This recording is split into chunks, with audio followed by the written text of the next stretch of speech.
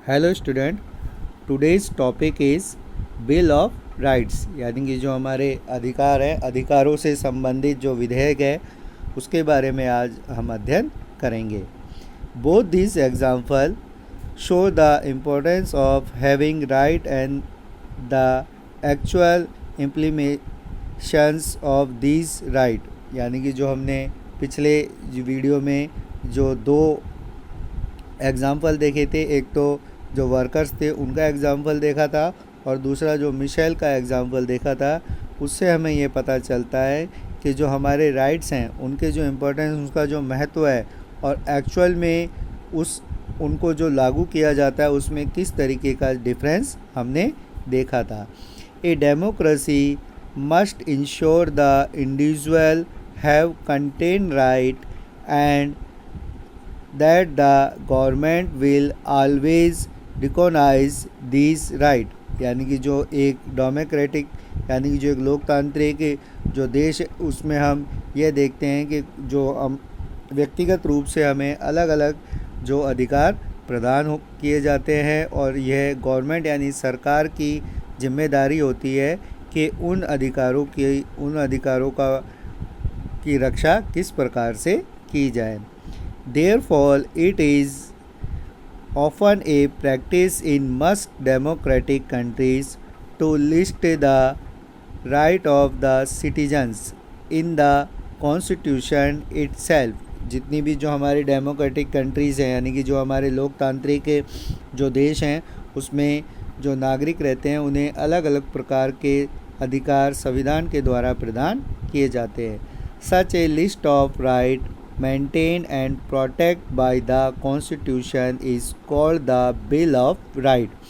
जो एक लिस्ट होती है, एक सूची होती है, अधिकारों की जो सूची होती है उसे मेंटेन करना और उसे प्रोटेक्ट करने से संबंधित जो कॉन्स्टिट्यूशन, जो संवैधानिक विधेयक हैं, उनको हम बिल ऑफ राइट्स यानी कि जो हमारे अधिकारों के नियमों के रूप में जानते हैं। A bill of right prohibit government from these acting against the right of the individual and ensure a remedy in case there is violation of this right। अगर कोई भी सरकार इन अधिकारों के खिलाफ जाके काम करती है तो यह अधिकारों के उल्लंघन का केस यानी कि मामला बनता है। From who does the Constitution protect the right of the individual? अब यह प्रश्न बनता है कि जो संविधान में जो अधिकार दिए गए हैं उनकी रक्षा कौन करेगा। The right of a person may be threatened by another person of private organization, यानी कि जो प्रत्येक व्यक्ति के जो अधिकार हैं वो जो दूसरा जो पर्सन है उनके अधिकारों की रक्षा उसे करनी होगी। In such a situation the individual would need to protection of the government, so it is necessary that the government is bound to protect the right of the individual, यानी कि जो गवर्नमेंट है, जो सरकार जो व्यक्तियों के द्वारा जो सरकार बनाई जाती है, इसलिए सरकार इसके लिए बाउंड यानी कि बाध्य है कि उसे इन अधिकारों की रक्षा करनी होगी। तो जो अधिकारों की रक्षा करने का काम जो गवर्नमेंट है, सरकार को दिया गया है। ऑन द अदर हैंड, दूसरी तरफ अगर हम देखें, the organ of the government, जो गवर्नमेंट के जो अंग हैं, जैसे हमने पढ़ा है कि गवर्नमेंट के मोस्टली अगर हम देखें तो 3 अंग माने जाते हैं।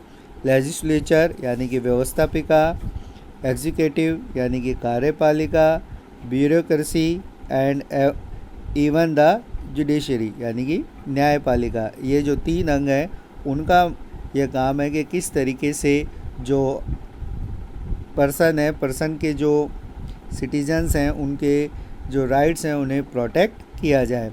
In the course of their functioning may be violent the right of the person, इनके जो फंक्शंस हैं, इनके जो काम हैं, उनके अंदर भी ये बताया गया है कि जो पर्सन यानी कि जो व्यक्ति हैं, व्यक्ति के जो अधिकार है उनकी रक्षा करने की जिम्मेदारी इन अंगों की मानी जाती है।